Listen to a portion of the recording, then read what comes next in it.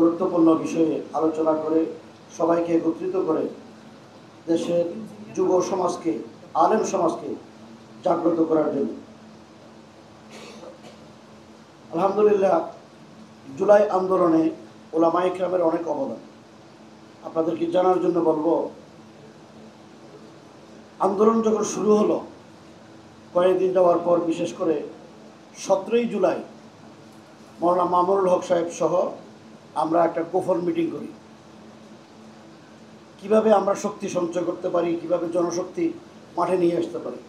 সেখানে আমাকে দায়িত্ব দেওয়া হলো যে সারা দেশে, যেহেতু হেফাজতের আমি দীর্ঘ সময় সাংগঠনিক সম্পাদক ছিলাম, হেফাজতের দায়িত্ব আমার সাথে আছে, আপনি সবার সাথে যোগাযোগ করেন।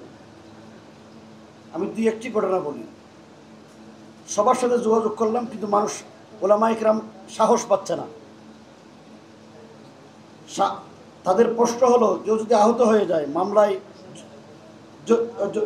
মামলায় হয়রানির শিকার হয়, তখন তাদের দায়িত্ব কে নেবে? পরে আমরা চিন্তা করলাম যে না, এদেরকে সাহস দিতে হবে। এই ছাত্র জনতার আন্দোলনে যদি আমরা না থাকি, এই ছাত্ররা যদি বিপর্যস্ত হয়, তাহলে পুরো জাতি বিপর্যস্ত হবে।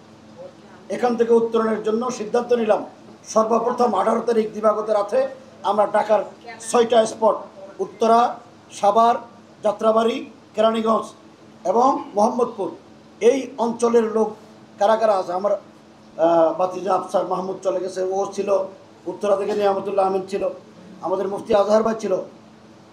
এই 6টা স্পটে কীভাবে ওলামায়ে কেরামদেরকে নামানো যায় সিদ্ধান্ত গ্রহণ করা হলো। ছাত্ররা টুপি পাঞ্জাবি পরে নামবে না, এই জন্য আমরা 2500 গেঞ্জি কিনে দিয়েছি। বারিদারা মাদ্রাসার মহতামিম মুফতি মনির হোসেন কাসিমি সাহেব, হাতে টাকা ছিল না, মাদ্রাসার বোর্ডিংয়ের ফান্ড থেকে 17 লক্ষ টাকা আমাদেরকে দিয়েছে।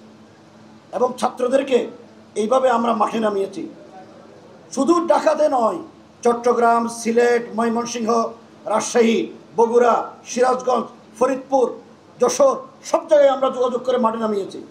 আমাদের এই আহ্বানে, আমাদের হিম্মতের কারণে মাদ্রাসার ছাত্ররা, বিশেষ করে হেফাজতের দায়িত্বশীলদের কারণে মাদ্রাসার ছাত্ররা মাঠে নেমেছেন, গুলিবিদ্ধ হয়েছেন। চট্টগ্রাম মহানগরীতে 18 জন গুলিবিদ্ধ হয়েছেন। পটিয়া মাদ্রাসার 73 জন ছাত্র গুলিবিদ্ধ হয়েছেন। একজন তো চিরজিন্দগির জন্য ভঙ্গ হয়ে গেছে, 2টা চোখ হারিয়ে ফেলেছেন। তবে সবচেয়ে বড় কথা হলো, এনসিপির ভাইদেরকে বলবো, এই মাদ্রাসার ছাত্ররা রাষ্ট্র যেভাবে ঘোষণা করেছেন তাদের পাশে দাঁড়াবেন, কিন্তু কোনো আহত এবং গুলিবিদ্ধ, কোনো নিহত পরিবারে কোনো সহযোগিতা পায়নি। আমি দায়িত্ব নিয়ে বলছি। কেন এই বৈষম্য হলো? এরপরে সবচেয়ে বড় দুঃখের কথা, আমাকে হেফাজতের আমির, আপনারা জানেন যে যখন আন্দোলন তুঙ্গে হলো, 4 তারিখ আমরা হেফাজত আমির আল্লামা শাহ আহমদ শফির পক্ষ থেকে মাস টু